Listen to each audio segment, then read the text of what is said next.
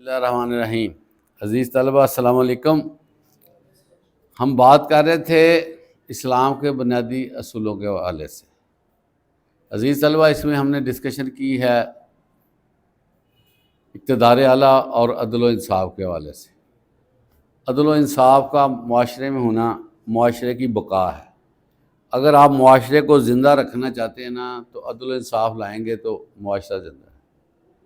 آپ کے لیے مثال ایک عرب ملک ہے جس کو سعودی عرب کہتے ہیں، اس میں انہوں نے جو قرآنی حدود ہے نا اس کا نافذ کیا ہوا ہے۔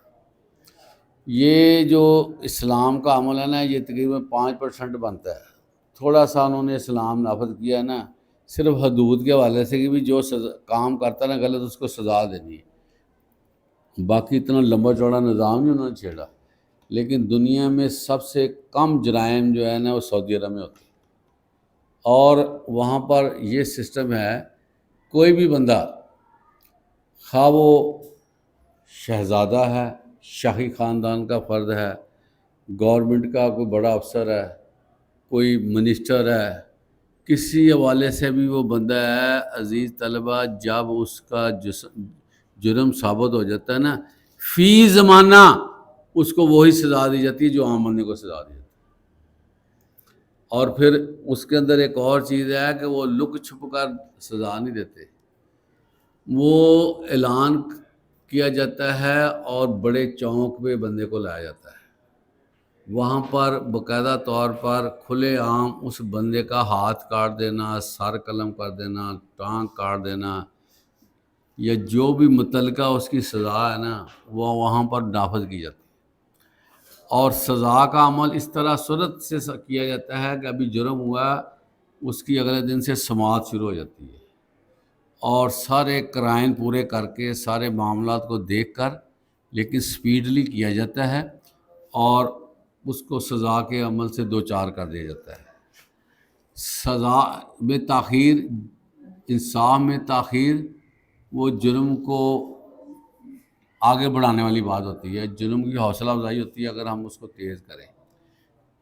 تو اگر ہم اس میں امپلیمنٹ کر لیتے ہیں تو سکون ہو جاتا ہے۔ اب وہاں پر کیا ہے کہ وہاں پر اگر سونا پہنے ہوئے کوئی خاتون سونا لدا ہوا ہے وہ اگر جاری اس کو کوئی غم نہیں، کوئی فکر نہیں ہے۔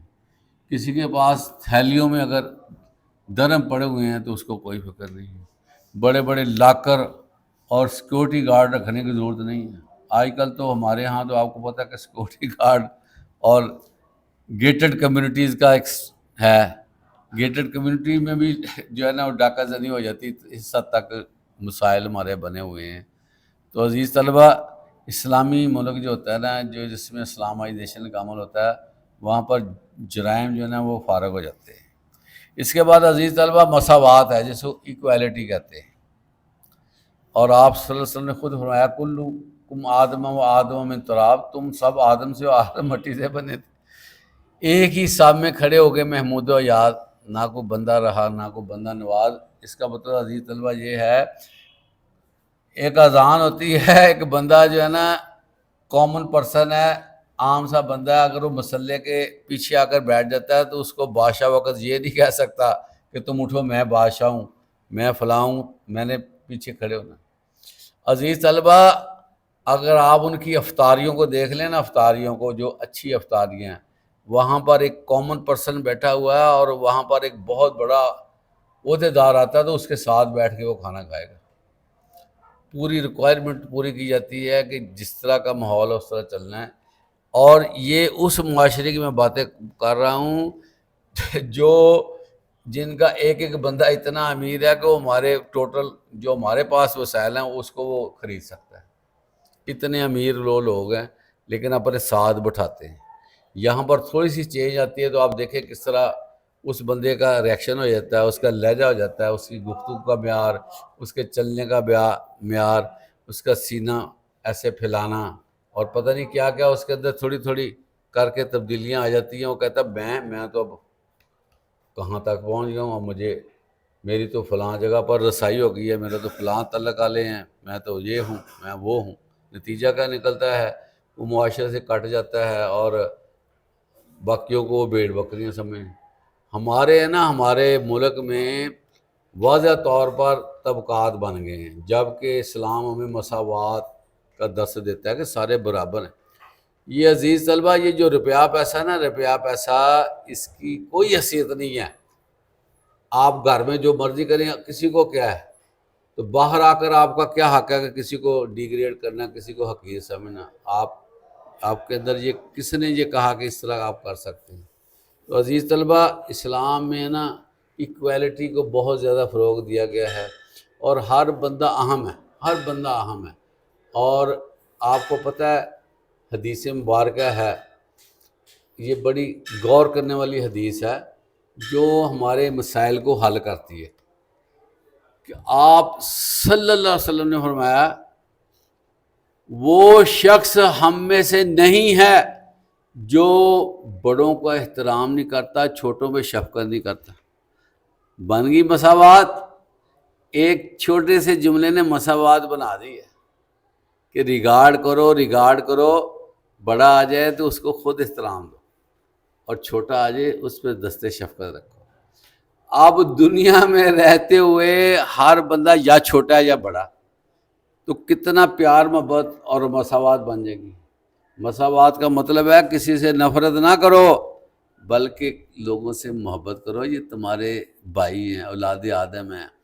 دیکھیں میری بات سنیں، اب ہم پیچھے چلے جائیں تو ہم سب آدم کی اولاد ہیں۔ تو جب ہم سب آدم کی اولاد ہیں تو ہم میں بڑا کون ہو گیا، چھوٹا کون؟ اولاد تو ہم آدم کی ہیں۔